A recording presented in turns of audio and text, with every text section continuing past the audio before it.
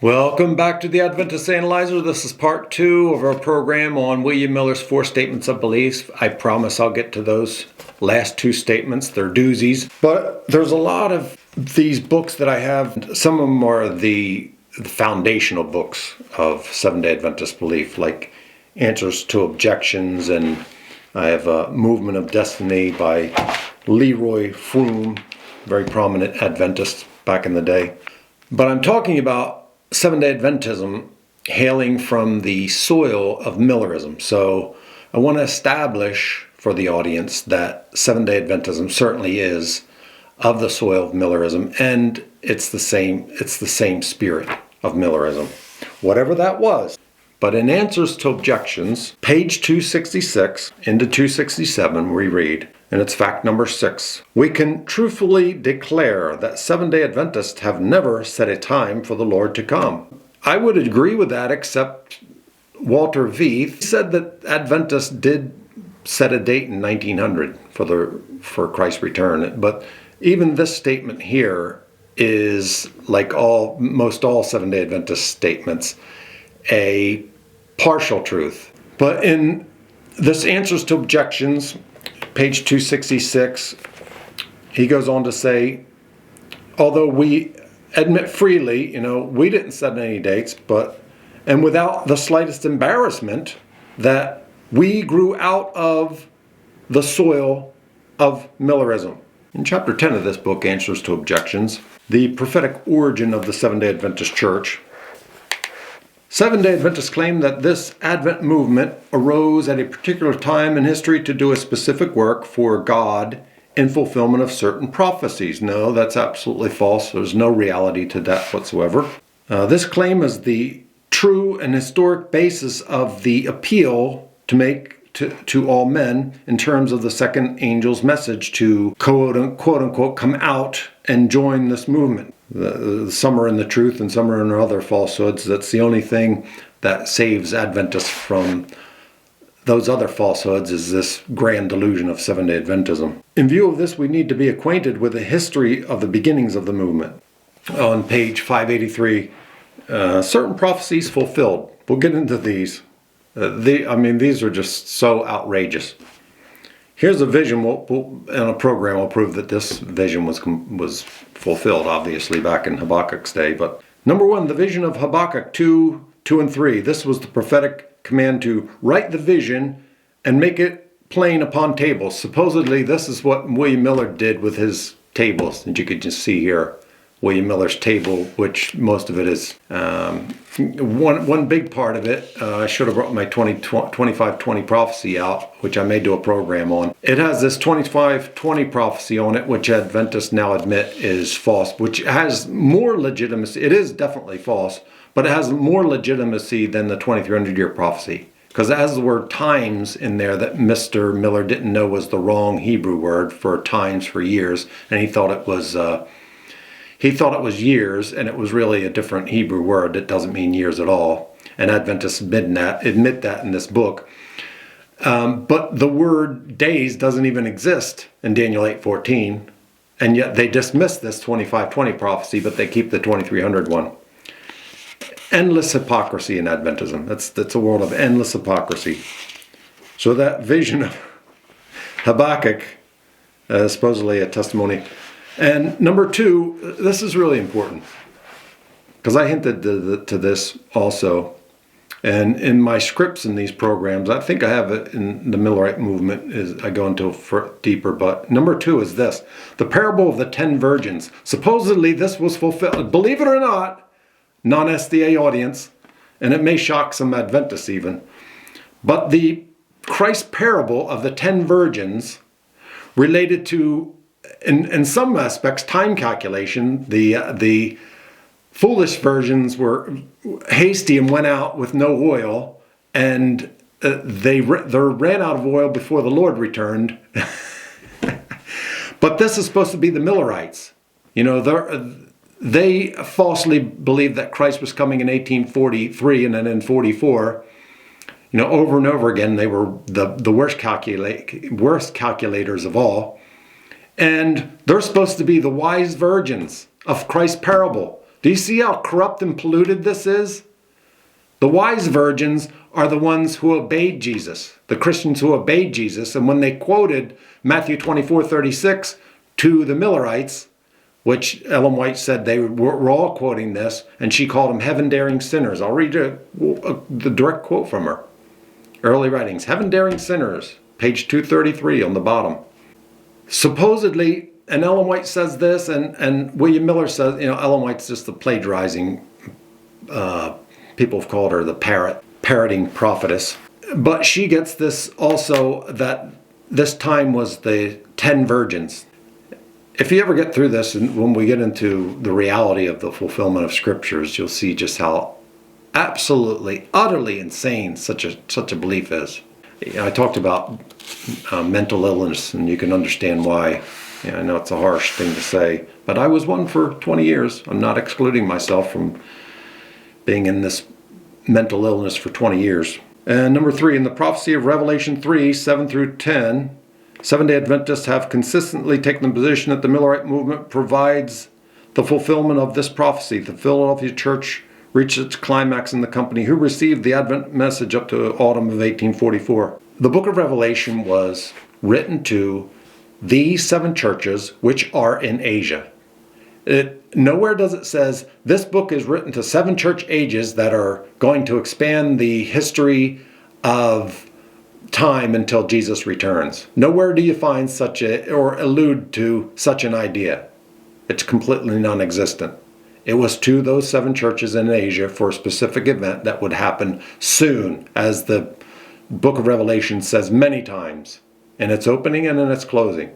And if it didn't happen soon, as it did, then Jesus Christ is a false prophet, which he is not. But your Jesus is. I understand that. Many Christians, Jesus is a false prophet.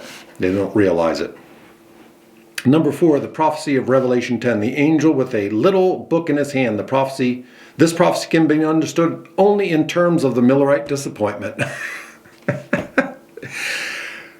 I'm not making this stuff up. I'm reading it, page 585. You might be able to find something like this online if you want to get answers to objections. I'm sure they're not very expensive on...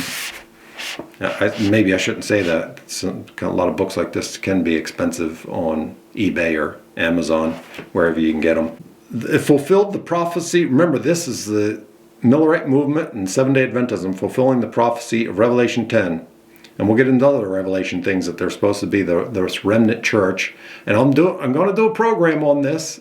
I look at it as kind of a boring program. I'll see if I can spice it up. I haven't written, but it is just kind of ho-hum, because it shows what a remnant is, and it shows what the remnant spoken of by Revelation can't be around anymore. And it's just so straightforward. It's proper exegesis. One of the easiest proper exegesis. Exegesis is very hard, doing it right. You have to look at the original language. You have to look at the audience relevance. You have to look at the history and those types of things. And you have to have a broad search of the Bible and related to the topic. You can't be a Bible babbler. I've got a scripture here and I've got one there. This is scriptural. You're just Bible babbling, gathering up Bible text. And this isn't just what Seventh-day Adventists do, although this is what Seventh-day Adventism is built on. This is what many Christians do. Jesus said that no man knows the day and hour of his return, and that Miller's prophecy would fail. Matthew 24:36 and verse 35. And Jesus was victorious. And you can watch my program on the Great Disappointment, how this blasphemous great disappointment of Seventh-day Adventists they're so disappointed that Jesus was victorious. Could you imagine if Christ had returned on the date when the Millerites, all these Millerites, 100,000 according to one estimate number, had predicted that he would arrive if he did come? And he said, no man knows the day and the hour, not even the angels nor the Son himself. But Miller found it written right in the Bible. In Daniel 8:14, written right in the Bible, and Mr. Miller discovered it. Man, a man can know the day and hour. And he declared it, and it happened on October 22nd, 1844. If there was a Jesus that returned at that time, shouldn't you just run away from that Jesus? Or just say, well, I'm sorry, I can't worship you anymore. You're a false prophet. It would be Jesus that you would have to say, I'm sorry, according to your own very own terms, I'm not allowed to worship you. Fake-o Jesus of Millerism and Seventh-day Adventism. By the way, they have a fake-o Jesus that continues on. The Jesus of Seventh-day Adventism is not the Jesus of the Bible, not at all. The number 5, sequence of 3 angels' messages in Revelation 14, 6 through 12. This prophecy ties us to the Millerite movement in a way that no other prophecy does. In the first place, we hold that the angel of Revelation 10 is, quote, identical with the first angel of Revelation 14, unquote. Next, we believe that the message of the first angel of Revelation 14, quote, had its most direct fulfillment, unquote, in the preaching of Miller and his associates, The Great Controversy, page 368. So here what they're talking about is these angels flying in the midst and having the everlasting gospel. Revelation 14:6, saying with a loud voice, fear God and give glory to him. Verse 7, for the hour of his judgment is come. This is what Seventh-day Adventism is all about. If you wonder what they're all about, this is it. And worship him that made heaven and earth and the sea and the fountains of waters. This is an allusion by Seventh-day Adventists to the Sabbath. And this hour of his judgment, supposedly, this is a gospel that none of the apostles could preach. In other words, it's another gospel. What this is the stamp upon the true gospel at a specific time, which is gone. This revelation statement here about coming out of her and all these things, it's not relevant today. We're not facing this judgment that this book of Revelation is speaking of. And I'll prove that to you in way future programs. If you're still an Adventist, don't bother. Because if you can't understand Adventism as the work of the devil, then you're never going to understand proper eschatology. You're not going to understand the doctrine of Christ. This investigative judgment is where this is the foundation of Seventh-day Adventism. This is the founding doctrine, I should say, of Seventh-day Adventism. The foundation is the 2300-year prophecy. But this sanctuary doctrine of the investigative judgment is where Christ's atonement is finished at the cross, but it's not really fulfilled. It's waiting application to each individual, Adventists only apply, where Jesus is looking over the books and he comes upon your name, you don't know not when, but he says, yes, this person obtained my Christ-level perfection of law-keeping. So I'm give him the stamp of my atonement. That's what Adventism really believes. Now I know that is exactly what they believe, and I know that some way or somehow or another, they're going to say, no, we don't believe that, and that's a lie, and they're going to tell you what they really believe, and it's going to amount to the same thing. So you can either believe liars like Adventists, whose mother, Ellen G. White, was the biggest liar of all, or you can believe me, who has never lied to you and never will lie to you. I'm very confident in my exegesis of the Bible. When I know something and I present it to you, I know that it's true. I would not do that unless I know that it's true. Case in point is, I know that Seventh-day Adventism is the work of the devil, not the work of God. The truly prophetic origin of Seventh-day Adventism stands revealed as we establish the following 7 points. Number 1, the Seventh-day Adventist movement is a direct outgrowth of the Advent movement under William Miller, generally known as Millerism. See, told you so. This is, when I say these things, this is where I get it from. The stuff I've read and stuff I've been taught as an Adventist. 2, that it is necessary to believe in this relationship in order to find an explanation of certain prophetic passages in the Bible. And blah, blah, blah, on it goes. 3, that a study of Millerism will brighten our own faith in the divine origin and leadership of the Seventh-day Adventist movement and will provide a wholly satisfactory answer to the libelous charges made by the enemies of truth for a century.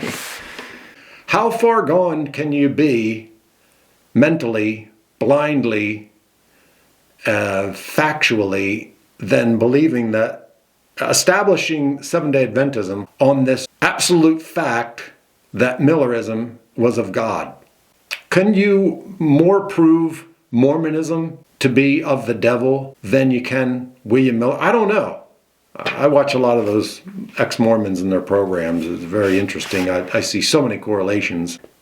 And for the fact that we are the outgrowth of the Millerite movement does not require us to subscribe to the individual views that might have been held by any Millerite preacher. Well, that's true. 5, the fact that the Millerites generally set a date, set a date for the Lord's coming need not embarrass Seventh-day Adventists today, but you're of the soil of Millerism. So should you not give a really good answer why Miller was not of the devil? The whole chapter of Matthew 24 shows Miller to be a devil-sent antichrist, opposed to Jesus. He's trying to deceive Christ's very elect, these type of people like Miller. Provides no ground for the charge that God was therefore not in the Advent movement. And hence not in the Seventh-day Adventist movement that sprung from the Advent awakening of the 1840s. In part 1 and other programs I've done even before this, I've proven that Miller's prophecy, it is an antichrist prophecy. It is opposed to the very testimony of Jesus Christ. Christ's testimony exposes Miller as one of these adjutants, false prophets, coming along, sent by Satan, who would try to deceive his very elect. Do you think Jesus is happy about Mr. Miller coming along, trying to deceive his very elect? It leads us into page 578 and 579. In 578, he gives these points about is Seventh-day Adventism the connection to this Millerism, like somebody's going to want to steal this position out from... like somebody else is going to pretend that they're the third angel's message, I guess. And he says, no, it's the Adventist, right? And then he says in 579, says the foregoing undebatable facts of history would seem to be sufficient in themselves to settle the question of our origin. But the case becomes much stronger when we hear the testimony of the Seventh-day Adventist pioneers themselves. Did they seek to blur their relationship with Millerism and to pose as something new and different? No. They contended vigorously that they were the true spiritual successors of that second Advent movement of the early 1840s. In 1850, we published the Advent Review, the forerunner of the Review and Herald. The first issue opens thus. Quote, our design in this review is to cheer and refresh the true believer by showing the fulfillment of prophecy in the past wonderful work of God, etc., etc. I've got this. I'll do a separate program on this pamphlet that I have. I think it's the same one. It's an 1850 publication called The Thrilling Testimonies, where these Millerites, after the great disappointment, are saying, oh, now Jesus is coming. They believed he would return in 1851, as we talked about, that 7 drops of blood. You can't make these things up. They say if Jesus doesn't return at this time after the 7-year period in 1851 and return soon, then the whole thing was a fiasco. The whole thing was a falsehood. That is true. That certainly is true. I'll read you some of the things out of there. It's absolutely insane.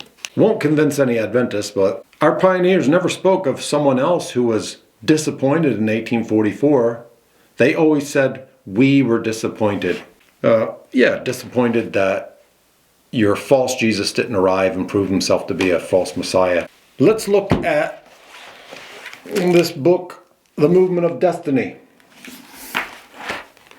And speaking of the disappointment, this expectation of an immediate advent became the heritage of the Adventists, who found an explanation of the disappointment in a re-evaluation of the sanctuary. I told you, failure and re-evaluation to prepare for the soon coming Savior. One statement, they look forward to no long period of time on this earth. In her earliest writings, Ellen G. White repeatedly urged the hopeful waiting ones to prepare for the soon coming Savior. One statement in particular, published in 1851, that magical year, seemed to indicate that probation was soon to close. By the way, in that book, Thrilling Testimonies, it also came with this pamphlet of how Ellen White said that the sealing time was then taking place back then. I forget the date of that thing. It was 1849 or something like that. But the sealing time was taking place then and would soon end. That doesn't bother you, though, as an Adventist. There's water under the bridge. Another filthy water flowing under a filthy bridge, I guess. I saw that the time for Jesus to be in the most holy place was nearly finished, and that time can last but a very little longer. Early Writings, page 58. I told you that was a gem. That and Testimonies, Volume 1, it's a gem of Ellen White's falsehoods and insanity. This is page 564 of Leroy Fromm's Movement of Destiny. Number 4, Mrs. White explanation for the delay. As the years rolled by and the vision of the church was expanded to include a message to all the world. This gets into these closed doors, which we'll have to do a program on. It's fantastic. A task that has always seemed beyond our current facilities. Mrs. White's statements were challenged. How could inspiration say that time was almost finished when decades were to pass before Christ appeared? In 1883, Mrs. White answered her critics and provided us with a basic explanation of all delays of the expected consummation. Note it carefully. This is. I haven't read this. I haven't pre-read this, so we're going. Oh, this is a doozy. This must explain everything. I'm going to get back into the church after this explanation. I'm assured of it. Quote, a statement published in 1851 in Experience and Views and found on page 49, page 51, present edition of Early Writings is quoted as proving my testimonies false. Quote, I saw that the time for Jesus to be in the most holy place was nearly finished, and that time can last but little longer. Quote, oh, so she's answering this.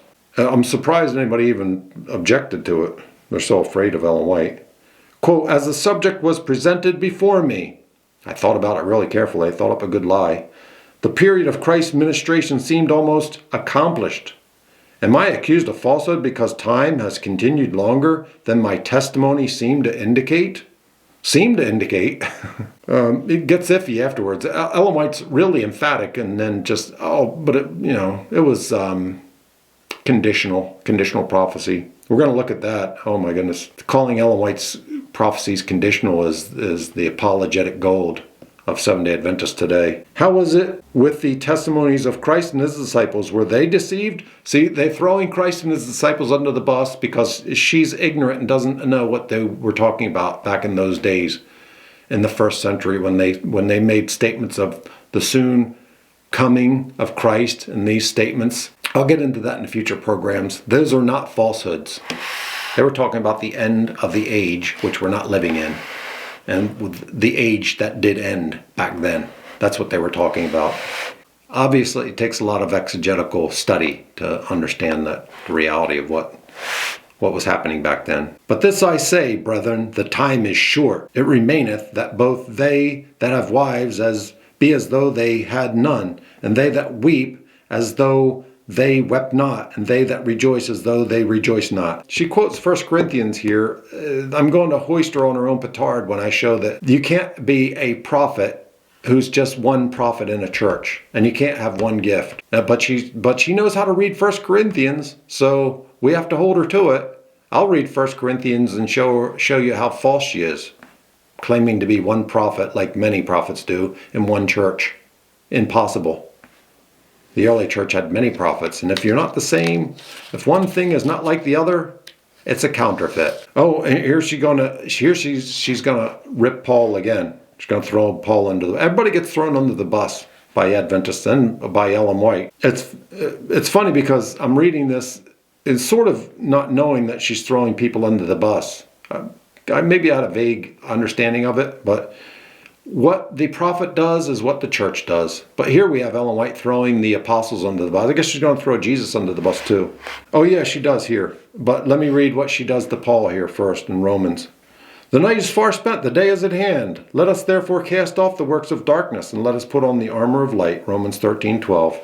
Ellen White's saying, because Paul said this, he's a false prophet. Well, if he's not, and you know he's not, then I'm not. When I said that time can last but a very little longer. And I didn't make any conditions with it. I wasn't vague with it. Or I didn't seem, as she said, it seemed that I indicated that that time was not going to last very much longer.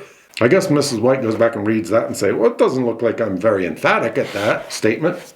Early Writings, page 58. And from Patmos, Christ speaks to us by the beloved John. Okay. Blessed is he that readeth, and they that hear the words of this testimony, keep those things which are written therein. For the time is at hand. Yes, the time was at hand.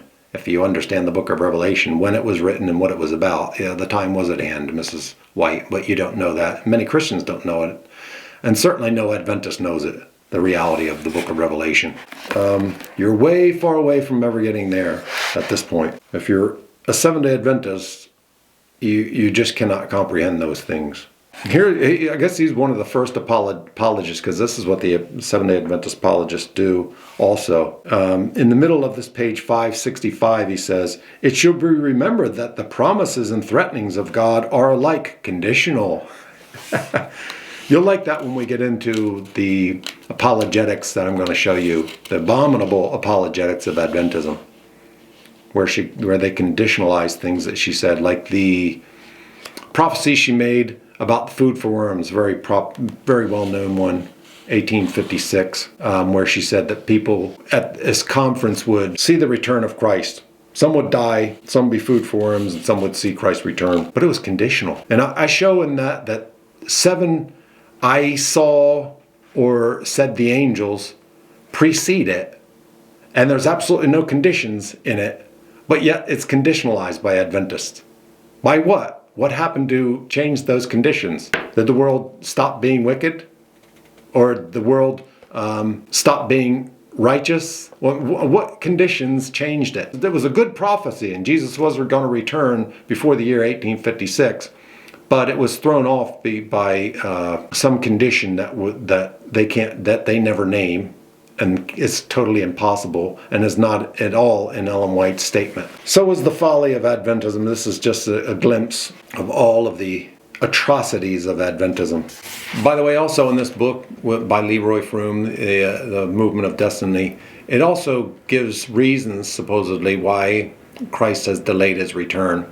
And do you know what? They're all related to the Seventh-day Adventist Church. They're not prepared. They're not going out and preaching their Christ-contrary beliefs about the end times. And they're not ready spiritually, so Jesus is not returning. It's all about them. That's what the delay of Christ is. All related to, that's another prophecy, by the way, supposedly related to them. We still believe, by Robert Falkenberg was the president of the Seventh-day Adventist Church for a time. This was in 1994, this book was written. And it's the 150th anniversary of 1844. And it says in the introduction, page 8, that as the church commemorates the 150th anniversary of October 22, 1844, it's no wonder that some are asking if we can credibly see significance in that date as the prophetic fulfillment of anything. With so much time having passed since Jesus was supposed to come, some are asking, can we still have confidence that Jesus is coming soon? Well, you've been saying it for 180 years now, since 1844. You have the same confidence that Jesus is coming soon now as you did then? How much confidence should I have in that, if you've been saying it for 180 years confidently? Can 150 years be characterized as soon in any sense of the word? No, it cannot. That's the answer. No, it cannot. You know, soon in the Bible, it also has a definition, and I think it's something like 3 or so years. May look at that scripture. The prophets that were saying things were far off compared to those who were saying was soon. I think it was like a 3-year time period when those events occurred. So, you know, if it's at 5 or 10 years, that's fine. I understand that. But 150 years, no. And he says, can it be possible that our critics are right and that our understanding of what happened in 1844 is nothing more than an elaborate face-saving device without scriptural support? Well, I'm a critic of Seventh-day Adventism, and that's exactly what it was. That's precisely what it was. But that's not all that it was. This 1844 investigative judgment abomination is directly from the devil. It's a byproduct of what the devil got unrepentant Millerites to do. not just Ellen White, but mainly Ellen G. White. He got them to create this investigative judgment that says that salvation is only to those who become as perfect in keeping the law of God as Jesus was. I'm going to do a program on this legalistic aspect of Adventism. It's really the heart of Adventism. There's so many things I might say are the heart of Adventism. This really, really is the very heart of Adventist heresy, is their legalism. God destroyed Israel for the exact same reasons, the same behaviors and mindset and doctrine as Seventh-day Adventists have. God destroyed Israel in 70 AD, which was the culmination of prophecy, by the way. We'll look at that in future programs. A major part of what makes Adventism so false. If you understand 70 AD in the first century in its correct context, according to proper exegesis, the way God sees it, in other words, Adventism completely disappears. Another book that I want to read some things out of is this book called The Magnificent Disappointment. Mervyn Maxwell, very prominent Seventh-day Adventist author. I think he's the one that does the Bible stories. And here's what he says about Miller. On page 27 on the bottom, he says, "How could a man who was so nearly right, who was such a superb Bible student, be so conspicuously wrong?" See, that's a serious problem, that any Adventist that believes that Mr. Miller was a superb Bible student, which also says, I think it's in that other book I was just reading a moment ago, where it says that Miller set the commentaries aside and just read the Bible on his own. That's a very stupid thing to do. You don't have to follow what the commentaries say, but you should at least know what they say. And he goes on, page 28, partly perhaps because God mercifully kept him from being blinded by too much light. God didn't want to present all the truth to Mr. Miller. Mr. Miller, I'm going to get you to preach a second coming of Jesus. Oh, you're looking at Matthew 24:36 and Mark 13:32 and Matthew 24:42 and 45, etc., and you're saying, I can't preach that Jesus is going to return and know the day and the hour. I can't do that. But God said, yes, you're going to do that. It's for another reason, but I don't want you to see that other reason. It's because Jesus is about to go into the most holy place, and he's going to do that on October 22, 1844. A Day of Atonement that didn't occur in October, by the way. But I can't say that because there's just no Bible text to support it. So you're going to have to come up with this second coming prophecy to get people interested. And then Ellen White will come along and hypnotize people with her demons and delusions. And they're going to believe that Jesus is now in the most holy place, and the book of Revelation 14 is being fulfilled, this great judgment that it speaks of in the book of Revelation, which is past and was a message to the Israelites in the first century. Don't accept the mark of the beast of the Roman Empire that the Sanhedrin is trying to get you to accept. We'll go into that in great detail in a future program, way future. This is Jesus going into the most holy place, but I can't give that to you. I have to. You're going to be blinded by too much light. Oh, this is just such wonderful light, Mr. Miller. I can't show it to you. So you're just going to have to bear with me, and believe me, I'm God, and I want you to, I'm Christ incarnated. I want you to preach this prophecy. I know it's opposed to what I said when I was on the earth, but you just go ahead and do it. You know it's me talking to you. So go ahead and preach this. Christ is returning. I know the day and the hour. Angels told me. And if you don't, this is also Christ contrary. If you don't believe in this date, you're going to be lost. You're going to be burned up. That's completely contrary to what Jesus said, Matthew 24:42 and 44. But that doesn't matter. Just go ahead and preach it. This is what Seventh-day Adventism is. This is the reality of Adventism. This is the wretched reality of it, the satanic reality. And he says in quotes, remember from our first chapter that Jesus withheld information from his disciples. Oh, now we're going to go throw Jesus under the bus. And this is going to be correlated to Christ concealing some things from the apostles back in the day. So that's what God was doing to Miller. He was concealing that this isn't about the second coming, even though it's a Christ mockery. Go ahead and do that. But it's about Christ going into the most holy in 1844, or something which the Bible is completely opposed to. When you read Hebrews, Christ went into the most holy place at the right hand of God. Stephen saw him there, and Stephen was stoned to death for that vision. But that doesn't bother Adventists. Essentially, spiritually, they're stoning Stephen to death again. No, he didn't go. He wasn't standing at the right hand of God. They're agreeing with those Jews that stoned Stephen, really. They're spiritual aligned with him anyway. So Jesus withheld information from the disciples because they could not bear it yet. See John 16:12.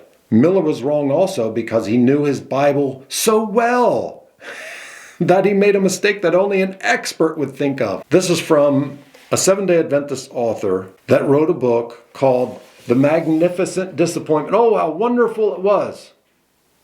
It was a great disappointment that Jesus didn't return and make our fake Jesus, or turn Jesus into a false prophet. The fake Jesus of Millerite Adventism didn't return. I think we can all be thankful for that. Ellen White said, I could read it directly out of early writings, but it came out of this thing.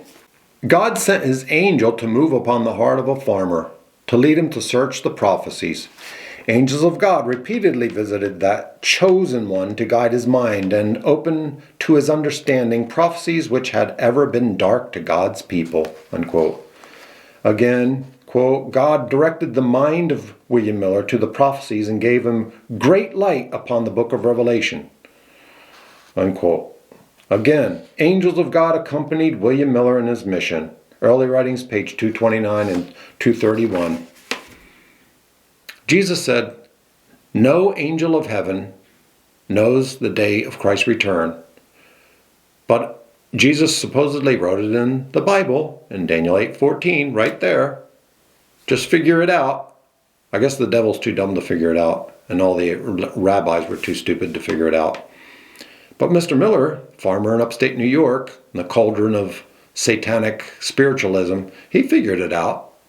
It was 2,300 evening mornings, which he didn't know that they said evening mornings. It was 2,300 days, which he turned into years, which is only done twice in the Bible when God specifically says to turn them into years.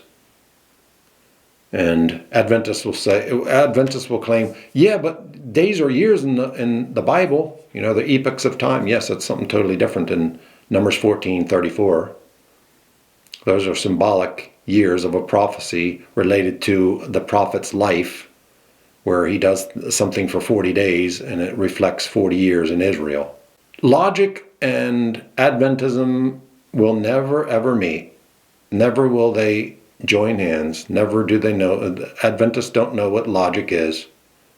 They can say the word, they understand what it is, but they do not use it. They cannot understand it when it comes to their doctrines. They're totally illogical. So let's look at William Miller's final two statements of belief. I'm just going to wing it. Number 3, he says, I believe the wise, those who are to shine as the brightness of the firmament, Daniel 12:3, will understand the time. Again, that time statement. I better read Luke 21:8 again for you. And he gives references to Daniel 12:10. Now this is the resurrection. We'll look at it. This is the resurrection time. William Miller is referring to this resurrection time. And if we look at Daniel 12, look at verse 1. And at that time shall Michael stand up, the great prince which standeth for the children of thy people, and there shall be a time of trouble, such as never was since there was a nation, even to that same time. And at that time thy people shall be delivered, supposedly the Millerites, every one that shall be found written in the book. So was there a resurrection during this time, Mr. Miller? You see, there's multitudes of false prophecies within the major false prophecy. This is the same for Ellen G. White. You look at Ellen White's big false prophecies, failures, you'll find lots of little ones in there. Verse 2, and many of them that slept in the dust of the earth shall awake, some to everlasting life, and some to shame and everlasting contempt. Did that happen? And they that be wise shall shine as the brightness of the firmament. Did that take place in 1840? Were the Millerites, did all the world look at the Millerites and say, oh, they're brightly shining. Oh boy, look at what happened in October 22, 1844. What a bright shining light that was on the Millerite movement. There was a light that shone at that time, but it wasn't on the Millerites, was it? It was on those Christians who said, I tried to debate the guy, but, I have all these scriptures, but he wouldn't debate, because that would show that he might possibly be wrong. He wouldn't even debate us. And they're quoting, well, we quoted him over and over again, Matthew 24, nobody knows the day and the hour. You're claiming to know the day and the hour, Mr. Miller. Not only are you wrong, but you seem to be one of these devil-sent false prophets that Jesus is talking about. The light did shine on them, and the Christ of the Bible, the real Christ, did smile upon them on October 22, 1844, but not on the Millerites. And they that turn many to righteousness as the stars forever and ever. We're turning people to righteousness by having them believe in a Christ-mocking prophecy. That's our way of turning people to righteousness. That's the same thing that Seventh-day Adventists do. They turn you to doctrines that deny the gospel of Christ and call that righteousness. That's what they're doing. The Adventists are saying that the Millerite movement turned people to righteousness. That's Ellen White's whole belief system. And then verse 10, many shall be purified, made white. It doesn't mean turning to Mrs. White, by the way. And tried, but the wicked shall do wickedly, and none of the wicked shall understand, but the wise shall understand. Who was the wise at this time? Who were the wise virgins? Was it the Millerites? Can you honestly, I don't understand how you can say that as a Seventh-day Adventist, how you can say that with a straight face and really believe it. I've talked about mental illness, and this is a part of this mental illness. Not the mental illness that you might think of. This mental illness is where you have this brain rot, where you have this bewitchment. You're brainwashed. That's your mental illness. You're brainwashed into believing these things where you can believe them and you don't flinch. Believing that the Millerites were actually turning men to righteousness, purifying them, by having them believe in this Christ-mocking prophecy, which you didn't have to wait to see fail to know was false. All you had to do was read the Bible. And we're going to delve deeply into the book of Daniel, in Daniel chapter 8, and we're going to look at the Antiochus Epiphanes thing, and how Seventh-day Adventists don't understand the historical fulfillment of that, but I'll prove it beyond any shadow of a doubt. We're going to look at the linguistics of it, and we're going to look at many other things, but I'm going to keep it very simple. And even this simple, soundly exegetical way of looking at it will be enough for everybody except Adventists to see the reality of what Daniel 8 was. It had nothing to do with 1844. So let's finish up with Miller's last statement. I believe the time, here he goes again, you got to believe this stuff is the work of the devil. Ellen White believes that she knows the day and the hour of Christ's return. Jesus said no man knows the day and the hour. Says it a couple times in the scriptures in various ways, multiple times in various ways. Demon-possessed people like Ellen White, and maybe Mr. Miller, I don't know, are saying that they know the day and the hour. But they're not Antichrist. The Adventists, they're not Antichrist. They're directly opposing Jesus Christ. What more satanic thing can you possibly want a person to say before you realize that they're an Antichrist? Jesus says one thing and they say the exact opposite. To spite Jesus, to mock him. I believe the time can be known by all. Now here Jesus, you look at this scripture. Jesus says, to all that no man can know the day. Mr. Miller's saying that all men can know the day. But he's not an Antichrist, not according to Adventists. Oh, he's the father of their church. Yes, he is. We looked at that earlier, didn't we? The father of Seventh-day Adventism. Ellen White calls him the father. The time can be known by all who desire to understand and to be ready for his coming. There's another falsehood. Don't miss it. Jesus said, you don't know the day when your Lord's coming. How can you be ready you can only be ready by knowing the day, when Jesus said you can't know the day? A number of falsehoods written right into William Miller's writings. And I am fully convinced that sometime between March 21st, 1843 and March 21st, 1844, I'm fully convinced. Do Seventh-day Adventists look today at the Jewish mode of computation? Are they expecting Jesus to come on a specific Jewish holy day? And yet here this supposedly movement in Christ. So when does Jesus stop doing that? It's been 1800 years and he's moving into the most holy place supposedly on the Day of Atonement, the Jewish Day of Atonement. But then he says, oh, no, this is the last Jewish thing I'm going to do. After this, I can come willy-nilly at any time. Doesn't have to be on a Jewish feast or anything. You find all the falsehoods. I mean, in relationship to the ones in Adventism, that's very minor, I agree. But it's just loaded. Once you reach that point of capitulation, you'll see it completely falls apart. So we had this Jewish computation of time, and here Mr. Miller's saying that between March 21st in 1843 and March 21st, 1844. So Jesus said, you don't know the day and the hour, and they said, well, we know the day, and then we'll keep on changing the hour. But, that doesn't bother the Adventists. So I hope that you can see that the Seventh-day Adventist Church was birthed from the Millerite movement. And the Millerite movement was definitely an antichrist movement of false prophecy spoken of by Jesus Christ. A very nefarious movement, as we can read in Matthew 24, of the devil, messengers sent from Satan. That's what they are. You can't look at them in any other way. They can't soften that blow of what Miller is. I hope that you can see that the Millerite movement was not of Christ. It wasn't a movement of destiny from God, as Leroy Froome would have us believe in his book.